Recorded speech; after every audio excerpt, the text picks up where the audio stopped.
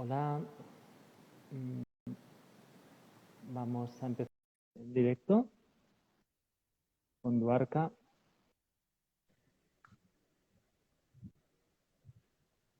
Ahí, muy bien. Hola, Daniel. Hola, Duarca. Hola. Buenas tardes, buenas noches o buenas mañanas. Depende de dónde estéis viendo este directo. Que, como siempre, pues sed bienvenidos, bienvenidas. Y si lo estáis viendo en diferido, pues también agradecidos de vuestra participación. Y también, como siempre, pues bueno, si tenéis alguna duda, algún comentario, lo podéis hacer o bien en el directo o bien posteriormente. En el caso de hoy vamos a hablar sobre el movimiento Hare Krishna, un movimiento Bhakti Yoga, bháctico, para aquellas personas que conozcáis, que estéis en el camino del yoga y que conozcáis pues, lo que es la tradición hindú. Es digamos, es un movimiento con mucha fuerza, digamos, bueno, lo que vamos ahora a estar desplegando, hablando, ¿no? Digamos, con toda la fuerza de la tradición bháctica y de la tradición vishnuita, y a la vez también, pues bueno, hablaremos, como no, del prasad, hablaremos del Mahamantra, de la Bhagavad Gita, entre muchas, digamos, otras cuestiones, ¿no? Y para ello, pues hoy estamos con Duarca, presidente de la Asociación de la Conciencia de Krishna de Barcelona. Y desde aquí, pues un saludo fraterno y un saludo, bueno, pues es un honor para mí poder estar haciendo este directo y poder hablar pues bueno, en mi caso, mi trayectoria pues ha sido siempre muy ligada al movimiento báctico y al canto, y por lo tanto, pues esto, ¿no? Es un placer que podamos estar haciendo este directo, Duarca. Muchas gracias. No, muchas gracias, Daniel, por haberme invitado. Es un placer realmente. Y para mí es un debut en los directos en Instagram. Nunca había hecho ninguno, así que es una buena oportunidad. Mm. Sí, es lo que tiene, pues bueno, el directo, a la vez que se puede transmitir, pues lo que estamos haciendo, ¿no? Pues transmitiendo conocimiento, transmitiendo experiencia, etcétera. Pero a la vez también una cosa positiva es que, bueno, la persona se lo puede guardar, lo puede mirar en diferido, lo puede revisar, y de aquí también, pues la utilidad de esta herramienta. Así que, bueno, sin más, si te parece, empezamos Yo con el estoy tema. a tu disposición. Tú me dices en qué puedo colaborar para el programa y ahí Qué estaré. bien, qué bien. Bueno, pues así de entrada podríamos hacer mención al hecho de que, bueno, Krishna, vamos a hablar, pues, como he dicho, pues de la conciencia de Krishna y del hecho de que Krishna, pues, es un avatar de Vishnu, es, digamos, viene a encarnar, ¿no? El mensaje bháctico, el mensaje pues dentro del Kali Yuga o dentro de los Manvataras, ¿no? De las grandes, digamos, edades de las que habla pues el hinduismo, pues esto, ¿no? O sea, Krishna es como un representante, viene a encarnar la, digamos, la devoción en la época del Kali Yuga, y a la vez también habla pues del hecho de que en esta época el mantra, digamos, al que recurrir, perdón, para poder, digamos, alcanzar la liberación es el Mahamantra. Y de alguna forma, pues quería, si así de entrada, si nos puedes explicar un poco lo que es el Mahamantra y su significado. Primero me gustaría aclarar un poquito la posición de Krishna. Dentro del Vishnuismo hay diferentes líneas, diferentes tradiciones. Hay 4 tradiciones principales. Para algunas, Vishnu es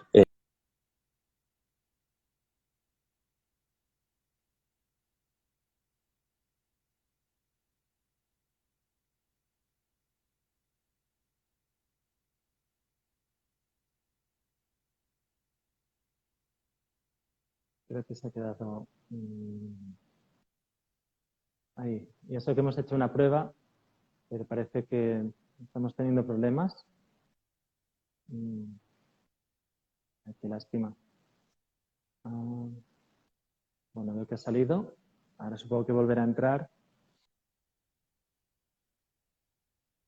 Bueno, mientras tanto, pues nada, estamos en esta introducción al movimiento Hare Krishna, un movimiento que tuvo mucha relevancia pues, en todo el mundo a partir de, perdón, de los años 70, con Srila Prabhupada como representante. Y, a ver, ahora me solicita. A ver si puede unirse. Ahora supongo que...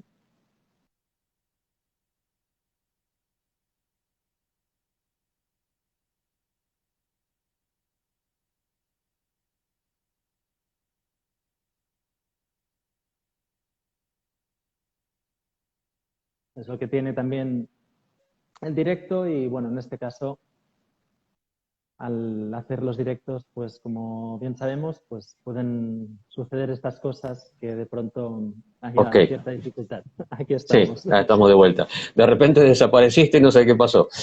Y supongo que conmigo ha pasado lo mismo. Yo de repente habré Sí, desaparecido. Entonces te nos decía, quedamos, perdón, sí, sí, exacto, nos quedamos que hay cuatro, digamos, cuatro movimientos o cuatro líneas dentro del Vishuddhismo. sí. No quiero complicar demasiado la cuestión, pero lo importante para entender es que en realidad Vishnu y Krishna son la misma persona en diferentes roles. Vishnu es Dios en el rol de Dios. Es como, yo siempre digo, es como el presidente en la Moncloa, donde se lo trata con todo el protocolo, toda la pompa, y hay, ¿no? Siempre hay una cierta distancia en el relacionamiento que uno puede tener con él, porque los devotos lo ven como Dios. Entonces, eso que intimida, ¿no? Había un teólogo alemán, Rudolf Otto, que decía el misterio tremendo. El caso de Krishna es Dios en casa. Es como el presidente en la casa, la familia no lo trata como presidente, lo trata como el hijo, el esposo, el padre, etc. Entonces, la relación con Krishna está desprovista de todo ese protocolo, de toda esa pompa, porque el devoto lo ve como, no como Dios, sino como la persona más amada, más amable, más querible. Y por eso el nombre Krishna significa el supremo atractivo, atractivo por todas sus características amables. No amable de gentil, sino que es posible de amar. Claro. Entonces, cuando Krishna viene, para las tradiciones krishnaitas dentro del Vaishnavismo, ¿no? Como es la Gaudiya Sampradaya, a la cual pertenezco, Krishna es la forma original. Krishna es de donde Vishnu emana como una expansión, como una manifestación. Entonces, para nosotros, por ejemplo, en el Bhagavad Purana, que es uno de los Puranas más importantes, dice Krishnastu Bhagavan Swayam. Krishna es la forma original de Dios. Para nosotros, cuando Él aparece, cuando Él viene, no es una forma secundaria, es la forma original, es la forma principal. Y bueno, el tema se complica muchísimo, pero no tengan miedo que no voy a entrar en cuestiones teológicas técnicas.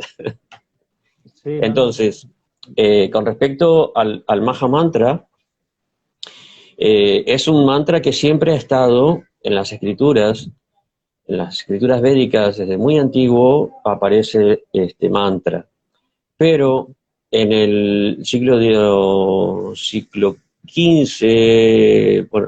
Chaitanya Mahaprabhu nació en 1486, y comenzó a difundir su prédica a los 16, o sea, en el comienzo del siglo XVI. Él tomó este mantra y le dio una relevancia muy importante como el Maha Mantra, como el gran mantra que podemos encontrar en la literatura védica. Hay muchos mantras muy importantes, para unas tradiciones pueden diferir, pueden ser otros. En este caso, lo que se enfatiza en este Maha Mantra, lo que enfatiza es lo que tú decías, el Bhakti, la devoción. Porque cuando uno invoca el nombre de Hare, Hare se refiere a la energía devocional de Dios. Porque la forma más efectiva de alcanzar, de conocer a Dios y que Dios se presente, se manifieste, porque nuestras capacidades siempre son limitadas para poder llegar a comprenderlo, pero que Él se presente, la forma más efectiva es la devoción, porque es como cuando nosotros queremos conocer a una persona, lo más práctico es que la persona misma se presente.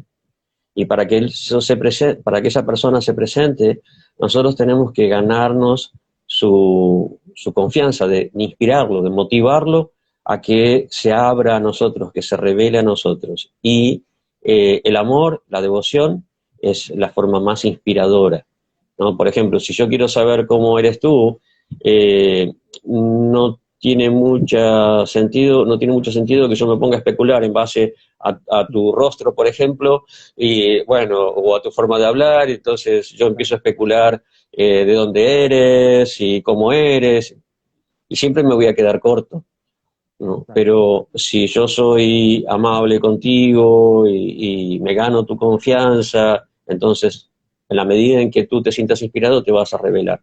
Por eso es que el Bhakti para los Vaishnavas es la forma más efectiva de llegar a conocer a Dios. Claro. Y este Maha Mantra para Chaitanya Mahaprabhu era una forma muy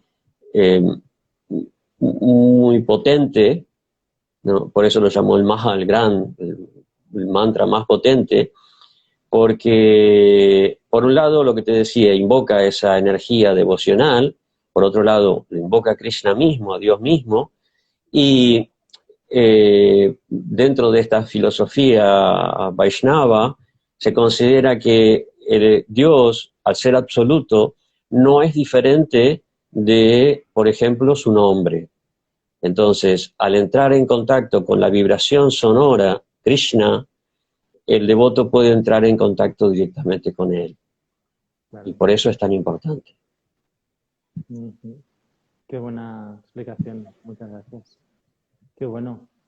Claro, y luego también la importancia, ¿no? Como indican la Gita, por ejemplo, ¿no? Que ¿no? Krishna le dice a Arjuna, ¿no? Le dice, entre todos los que aspiran, digamos, a conocerme, los más queridos, los más, digamos, los más cercanos a mí son aquellos que proclaman la devoción o que, digamos, que se acercan a mí devotamente, ¿no?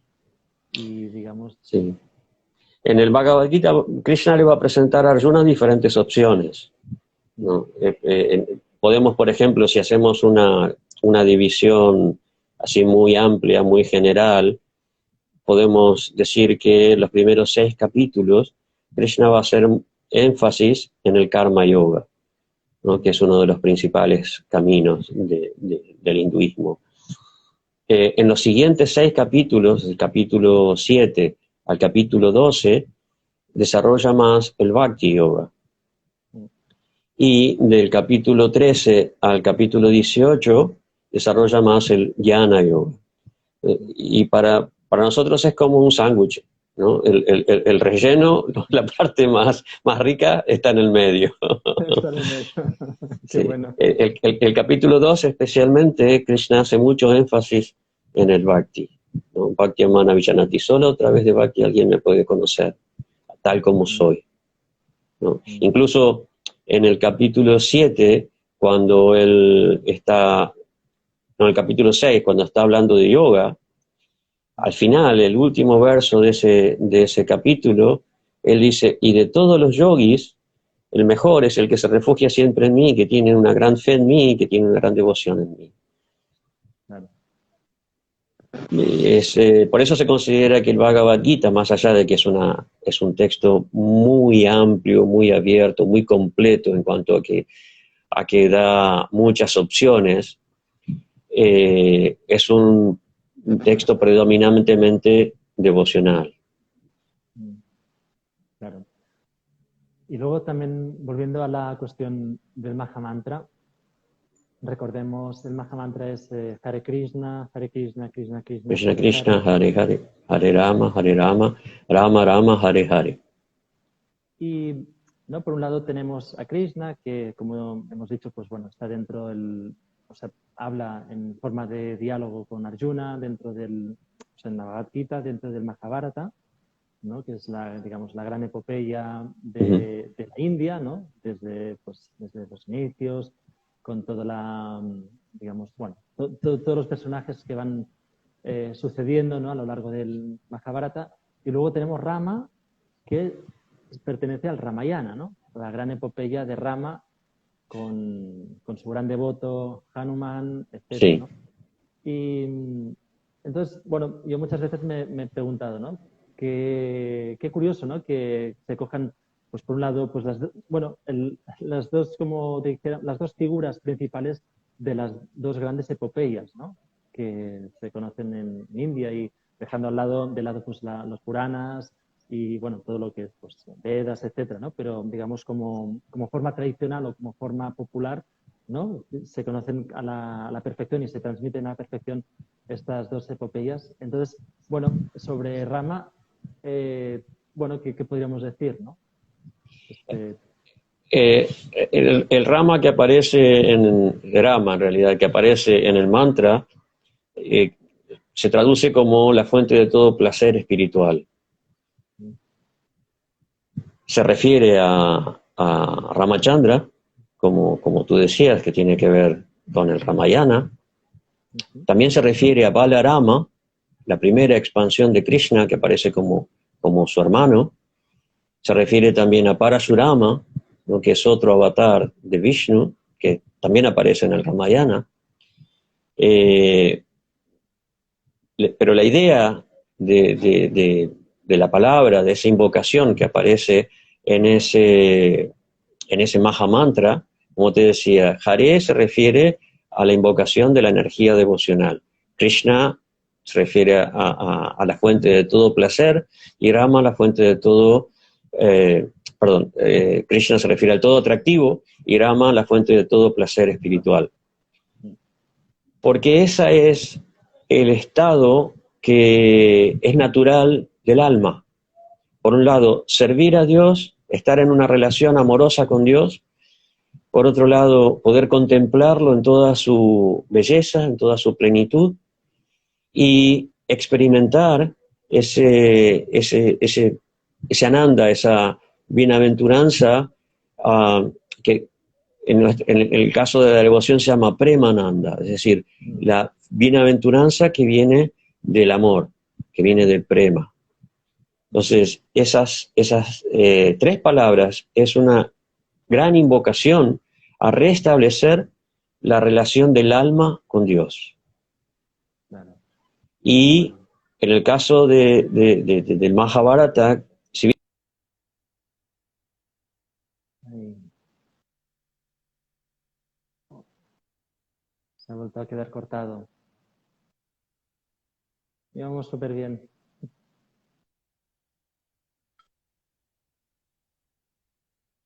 Se volvió a quedar cortado.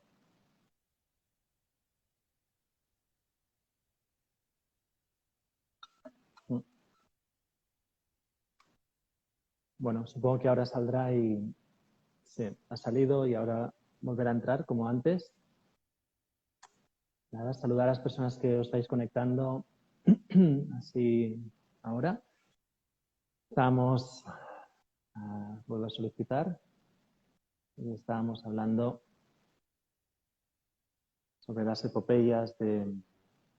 grandes epopeyas de India. A ver, ahora. Aquí estamos de vuelta. Otra vez. Sí. Una pequeña pausa.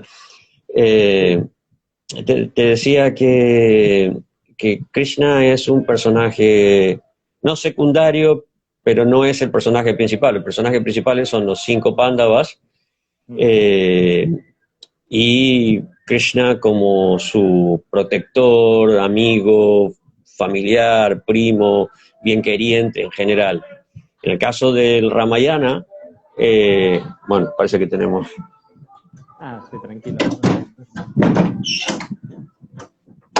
En el caso de Ramayana, Ramachandra sí es el protagonista, es el personaje principal,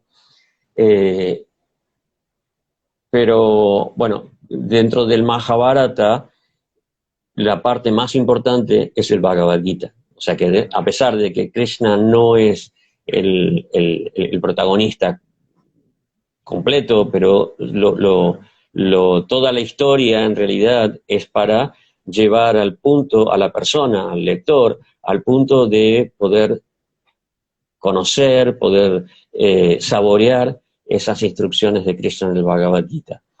Y en el Ramayana encontramos también muchísimas historias muy educativas, con una moralidad incluso mayor que la del Mahabharata, porque el contexto histórico es anterior.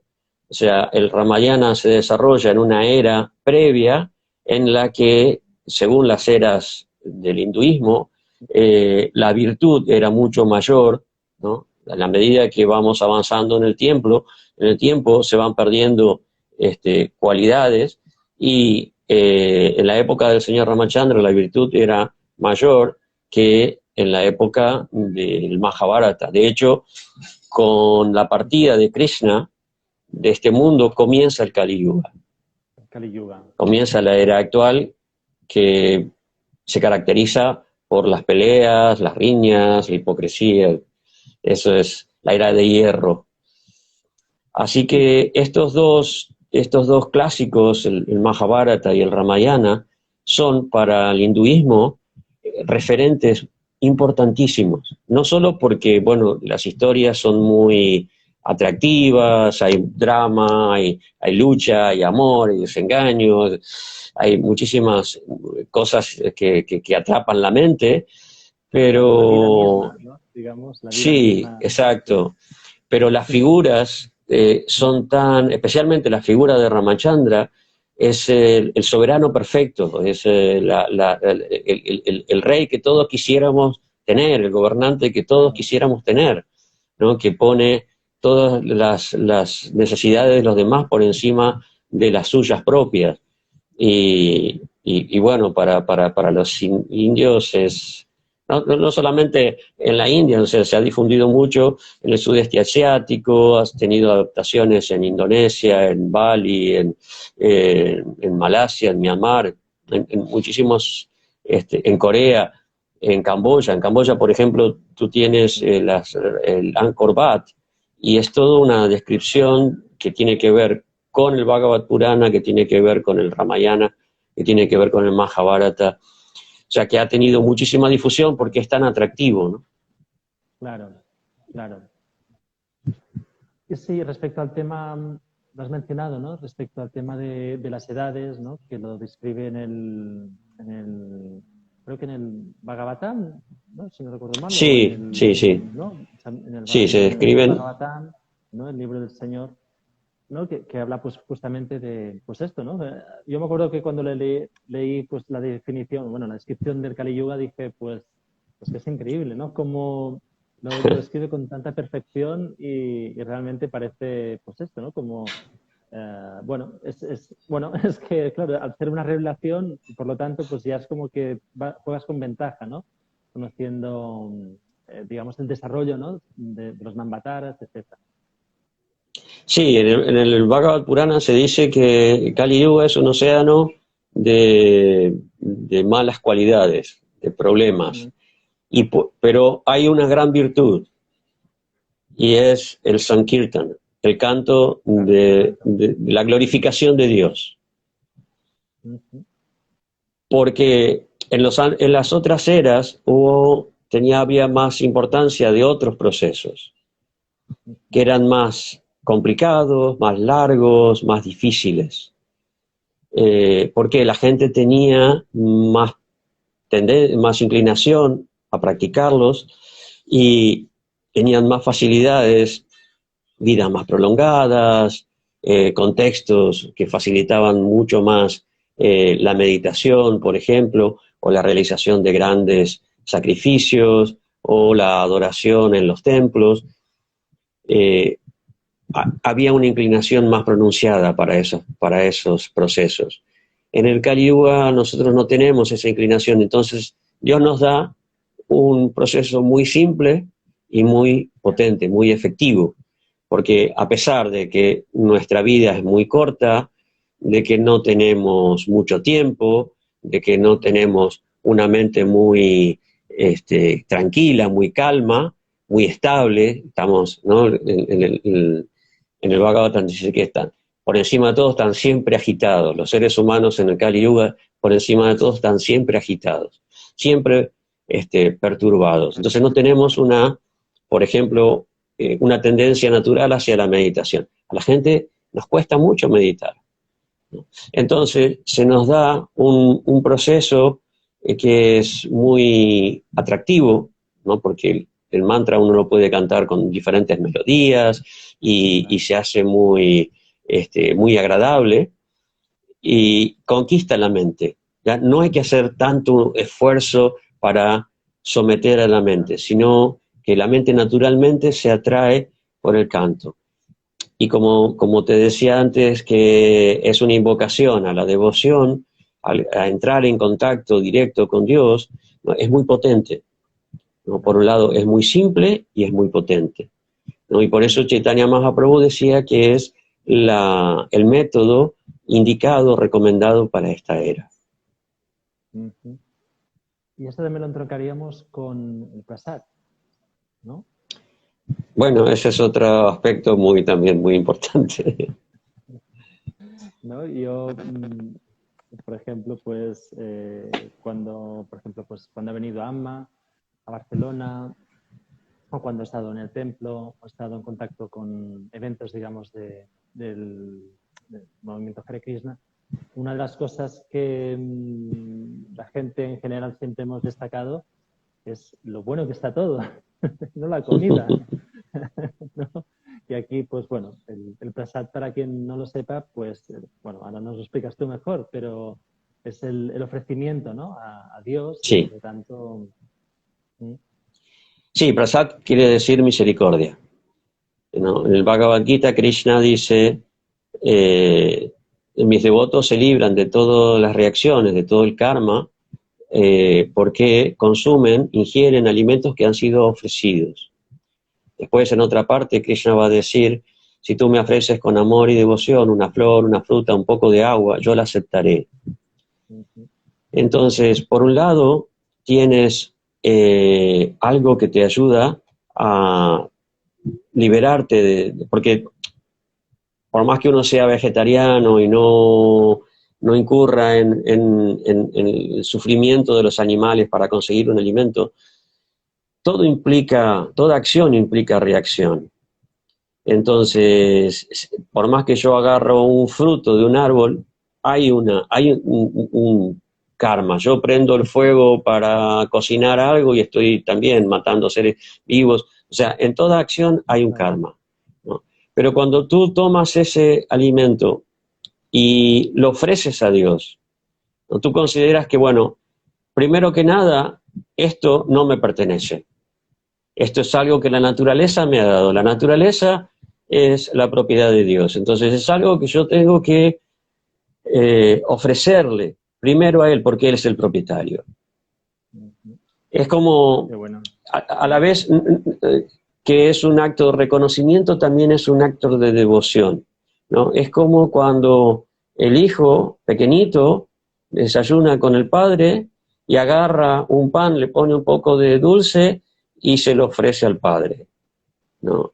Todo lo que está en la mesa lo ha provisto el Padre, ¿no? Pero lo que le interesa al Padre no es ese pan con dulce, sino es la devoción con que el Hijo se lo está dando, Claro. ¿no? Con Krishna es lo mismo, ¿no? Si tú ofreces algo con devoción, eso es lo que Él está aceptando. Entonces, Él toma esa devoción y te deja el alimento que estás ofreciendo. Y por eso se llama prasad. Prasad es la misericordia, lo que nos ha dejado, lo que nos ha dado y nos ha dejado después de esa ofrenda. Y que por haber sido aceptado por Él, se sobrecarga con una bendición especial, con una energía espiritual especial, que cuando las personas lo comen, ¿no?, ayudan a purificar su conciencia, ¿no? Es como lo que es para un católico la comunión, ¿no? El hecho de comulgar, el hecho de entrar en contacto con Jesús. Jesús decía, esto es mi cuerpo, ¿no?, que va a ser consumido por ustedes, ¿no? Y para el devoto, el prasad es Krishna en la forma de alimento, es Krishna en la forma de su misericordia, su gracia, ¿no?, que nosotros consumimos para purificar nuestra existencia, ¿no?, y sentirnos más conectados con Él. Entonces, como Krishna es el supremo atractivo, ¿no?, todo en Él es atractivo y agradable y dulce, ¿no?, el prasad tiene que ser también atractivo, tiene que ser sabroso. Entonces nos esforzamos, por un lado, por cocinar bien para ofrecerle a Krishna algo agradable, ¿no?, y también para ofrecerlo a las personas que puedan sentirse atraídas por otro aspecto de Krishna. Claro, qué bueno. Sí, me moveré un poco. Estoy en la sala Sí. de yoga y sí, yo creo que con la luz, para que se me pueda definir un poco más.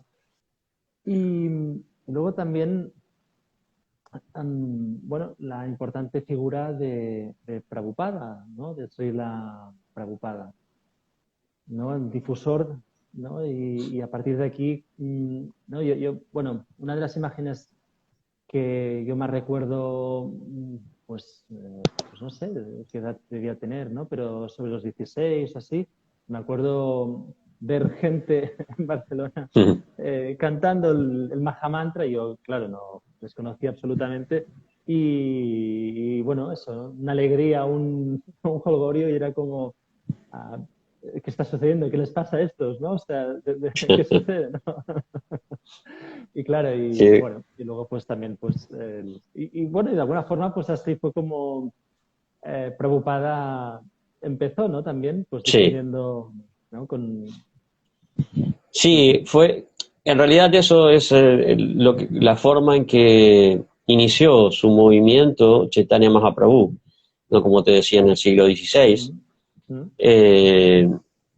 Él, durante un año, enseñó a sus compañeros, amigos, devotos, cómo hacer el kirtan, cómo tocar los instrumentos, cómo cantar en forma grupal, ¿no? El Sankirtan significa el canto, Kirtan, que es canto, y Sankirtan significa el canto en grupo.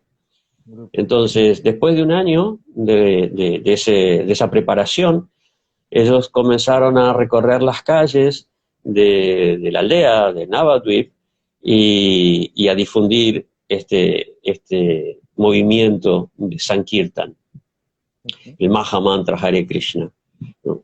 Y con el tiempo se fue difundiendo por diferentes partes de la India, ¿no? Diferentes discípulos comenzaron a hacer lo mismo. Y por muchos siglos se mantuvo eso. Con el tiempo disminuyó porque los que mantuvieron la tradición estaban más recluidos, estaban más retirados, principalmente eran babajis, personas que no tenían mucho contacto, mucha relación social, entonces estuvo como inmanifiesto un tiempo, ¿no? Y Bhaktivinoda Thakur fue en el siglo XIX quien recuperó esto y comenzó a difundirlo de una manera personal, casa por casa, ¿no? Él formó lo que se llama Namahata, el mercado de los santos nombres.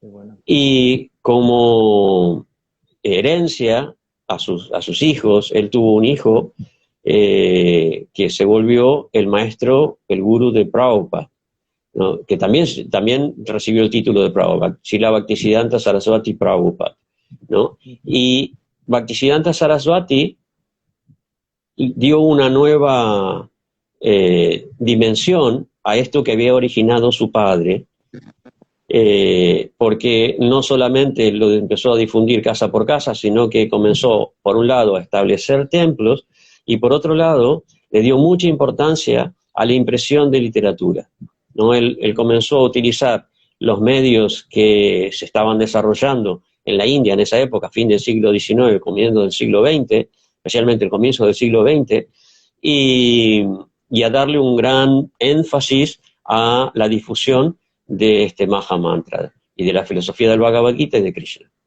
Cuando se encuentra Prabhupada por primera vez con su maestro espiritual, con su guru, la primera instrucción que Bhaktisiddhanta Saraswati le dice: tú eres una persona muy educada, ¿no? Deberías ir a predicar la conciencia de Krishna, el mensaje de Krishna a los países occidentales, a los países de habla inglesa. Él ya había enviado discípulos, pero no habían tenido mucho efecto. Y Prabhupada comenzó a tomar instrucciones de Srila Bhaktisiddhanta, y esa fue también la última instrucción que le dio.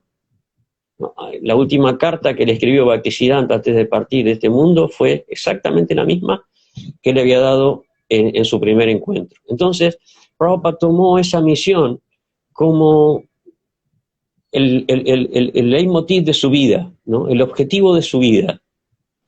Entonces, más allá de que, bueno, él estaba casado, tenía hijos, era un empresario, mantuvo su familia, hasta que en un momento,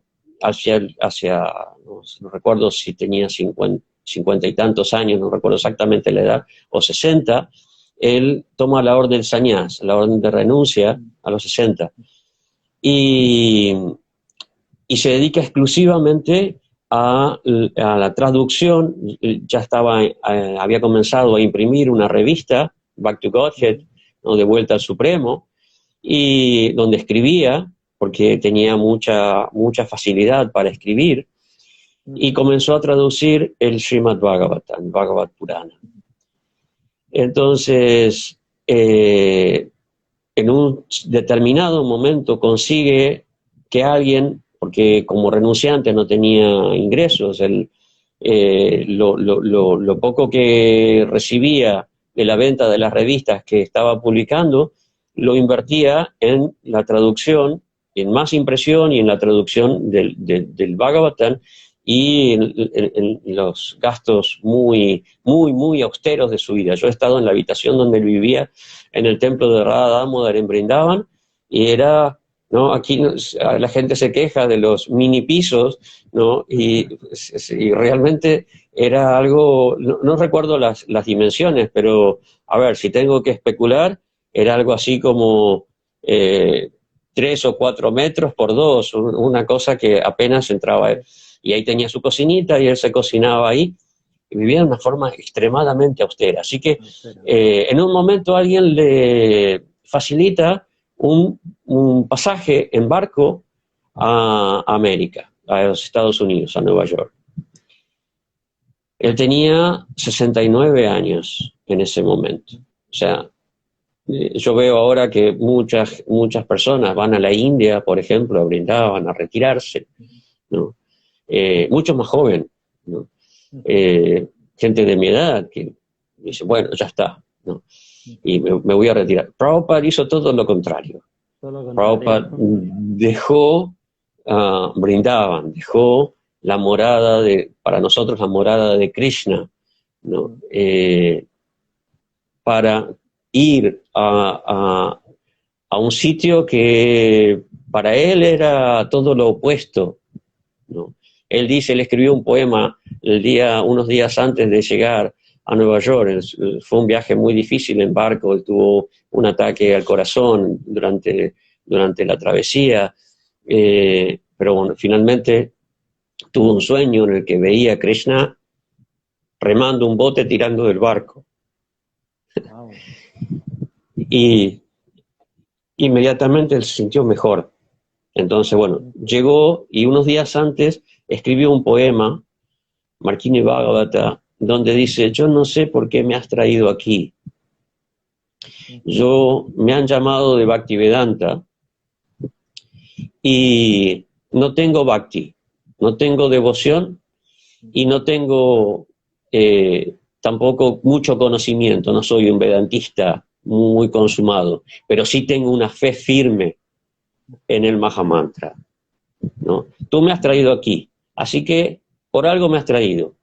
Yo soy un títere en tus manos, hazme danzar, hazme danzar, hazme danzar como tú quieras, ¿no? Bueno. Así que con esa fe, con unas rupees, muy poquitas rupees, algo así como $4 o $5, y 2 cajas de los primeros 2 cantos del Srimad Bhagavatam, que era lo que él había podido traducir e imprimir, llegó a los Estados Unidos, ¿no? Con una persona que le habían recomendado, bueno, vea, yo tengo un familiar ahí en un pueblo en Butler, Pensilvania, puedes ir ahí. Y fue ahí, estuvo un mes, pero se dio cuenta, si yo me quedo acá, no voy a hacer nada, ¿no? Porque era un pueblito.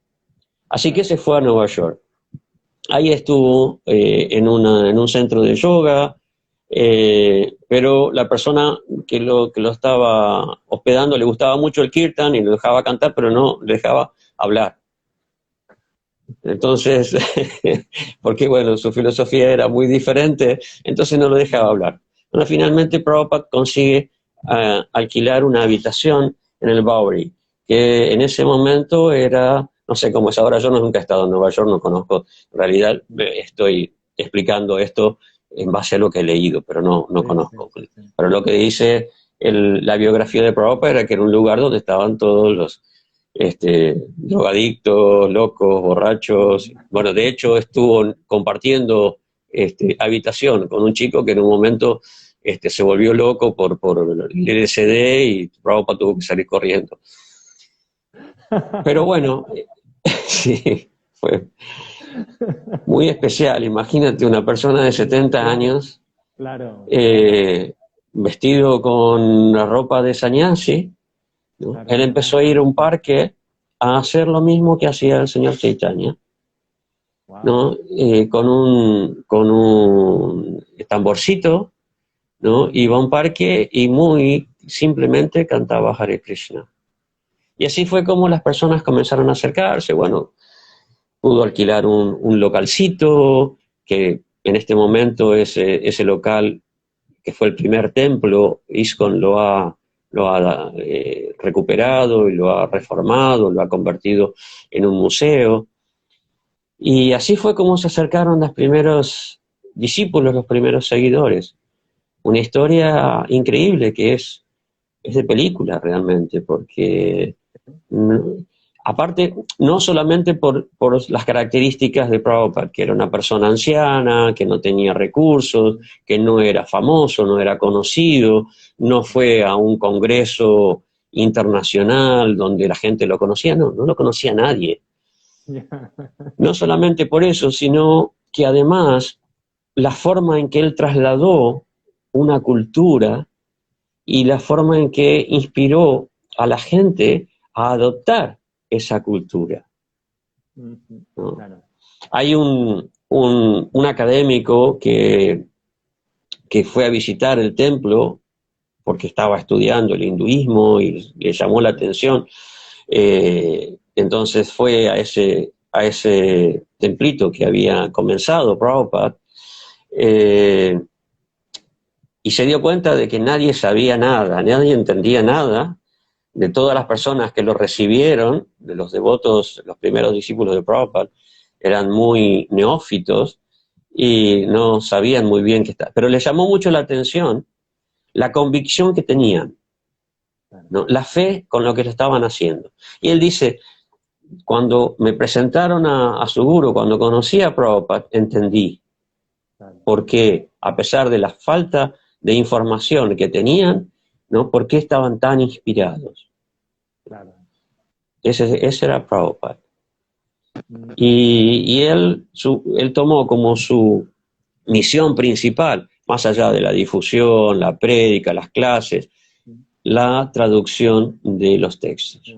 La traducción del Bhagavad Gita, la traducción del Srimad Bhagavatam, la traducción del Chaitanya Charitamrita y otros textos menores, porque él dijo, esto va a durar para siempre. Yo me puedo ir muy pronto, pero los comentarios que yo estoy dejando en estos libros van a perdurar para siempre. Claro. Así que para nosotros es estudiar el Bhagavatam a diario, es mantener esa conexión con Prabhupada, no solo con Krishna, sino con Prabhupada. Yo me uní al movimiento en el año 1983. Prabhupada había partido en 1977. Yo no llegué a conocer a Prabhupada, pero a través de sus libros, ¿no? Yo me siento muy conectado a Prabhupada, ¿no? Puedo decir que de cierta medida lo conozco. Claro. Sí, me estaba recordando también la conexión con los Beatles y en concreto con George Harrison, ¿no? Y bueno, estaba acordándome pues de lo importante que fue para George Harrison en concreto pues Prabhupada, ¿no? Y toda la devoción que también a través de su música, a través de los distintos, bueno, pues siempre que tenía ocasión hacía gala de esta devoción, ¿no? Sí, los Beatles en general, los cuatro tuvieron una cierta inclinación hacia el hinduismo, pero George Harrison, cuando conoció a Prabhupada, creo que los cuatro lo conocieron, no estoy seguro si Ringo Starr también, pero Prabhupada estuvo unos días en una de sus casas con John Lennon, Yoko Ono, George Harrison y Paul McCartney. Pero a George Harrison lo impactó mucho más que a los otros. Y fue, incluso en un momento, le preguntó a Prabhupada si él debía irse a vivir a un templo. Y Prabhupada le dijo, no, tú sigues con tu forma de difundir el mensaje de la conciencia de Krishna, que al ser quien eres es más efectivo, ¿no? Y George Harrison lo ayudó mucho, ¿no? Por ejemplo, él financió la impresión del primer volumen del libro Krishna, que es un resumen del 10º canto del Srimad Bhagavatam. Prabhupada sospechaba de que no iba a llegar a traducir el 10º canto. Él pudo traducir algunos capítulos, los primeros capítulos, pero no el 10º canto completo. Entonces hizo un resumen de ese 10º canto, que es donde se habla específicamente de Krishna y de su estadía en este mundo, y lo condensó en el libro Krishna. Lo dividió, en general se lo divide en 3 volúmenes, a veces en 2 volúmenes, y George Harrison financió esa primera impresión, ¿no? Y después también donó una finca, que es el Bhaktivedanta Manor, que está en las afueras de Londres, y que es una de las propiedades más importantes de nuestro movimiento. Y él ha estado muchas veces en Vrindavan, en India, cantando el Maha Mantra, haciendo un poco vida de templo, mantuvo una relación muy personal también con algunos de los discípulos de Prabhupada, como Mukunda Maharaj, que fue una de las primeras devotos que lo contactaron, que contactaron a los Beatles con Shyama Sundar. Y al final de su vida, él también tuvo se aferró y se refugió en Krishna con mucha intensidad, ¿no? Por ejemplo, hace poco leí algo que lo leí de la prensa, no de los devotos, que cuando él sufrió el ataque de un loco que entró en su casa, que intentó, que lo acuchilló y intentó matarlo, en un primer momento él trató de calmarlo cantando el Mahamantra. Sí, sí. Antes de que lo atacara, él trató de calmarlo cantando el Mahamantra, ¿no? Fíjate la fe que tenía, que sentía para recurrir al Mahamantra en una situación de vida o muerte. Indudablemente ha sido algo que lo marcó mucho, ¿no? Nosotros escuchamos todos los días en una de nuestras ceremonias, se llama el darshan, es cuando se abre el altar y aparecen las deidades después de haber sido decoradas y vestidas, y escuchamos dos versos del Brahma Samhita con la música de George Harrison. George Harrison compuso esa música para esas oraciones, ¿no? Y hizo una grabación con la voz de una devota que cantaba muy, muy bonito, Yamuna. Era de ese grupo de esas 3 parejas que fueron a Londres y que contactaron al principio a los Beatles. Y eso se escucha en todos los templos del mundo, ¿no? En la misma ceremonia, a la misma hora, en todos los templos del mundo se escucha esa canción. Qué bueno. Ajá, no sabía esto. Qué interesante. Imagínate el beneficio espiritual de George Harrison, que su música se escucha en el altar, en todos los templos del mundo, desde hace años, y se va a seguir escuchando. Todos los templos de ISKCON tenemos la misma ceremonia. Qué bonito. No sabía. Interesante. Sí. Wow. No sé, ahora mismo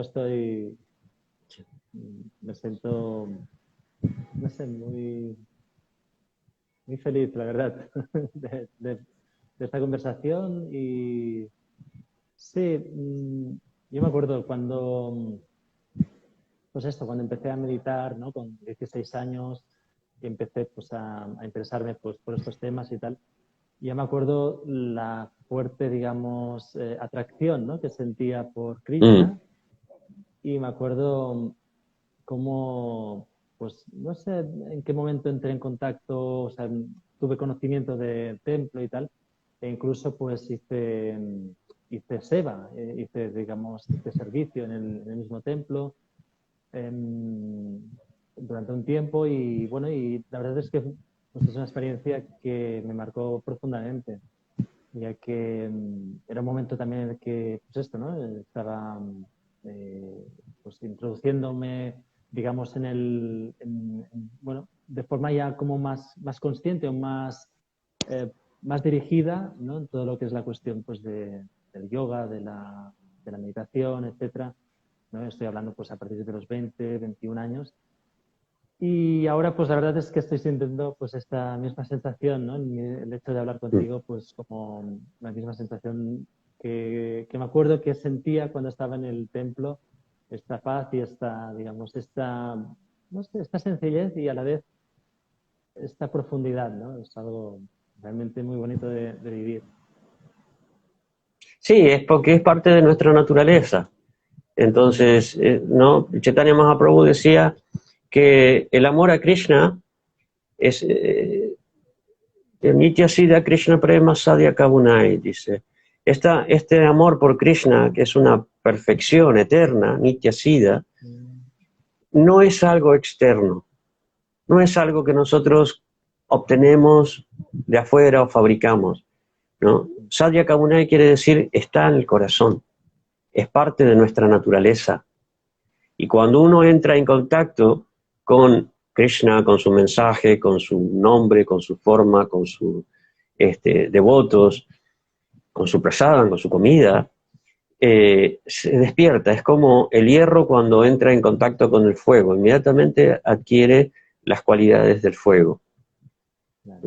Entonces, cuando nosotros entramos en contactos si no estamos muy alejados, si nuestra espiritualidad es algo que nosotros deseamos, ¿no? Aunque sin duda hay veces que la gente no quiere saber nada y es más difícil, pero si es algo que nosotros estamos buscando, que estamos predispuestos a experimentar eso, se experimenta con mucha facilidad, ¿no?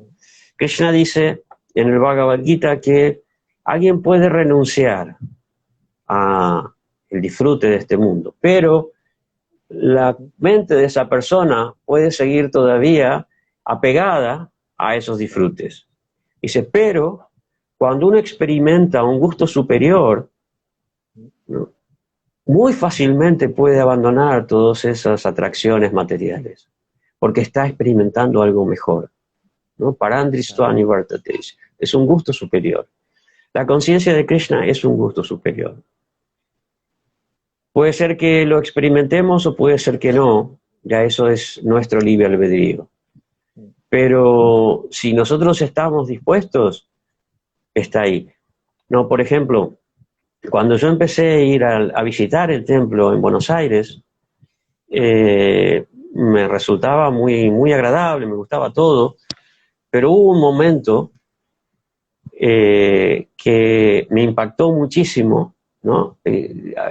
Pasaron una película del Ramayana y el actor que hacía de Rama, ¿no?, lo interpretaba de una forma maravillosa, ¿no?, mostrando toda la trascendencia del Señor.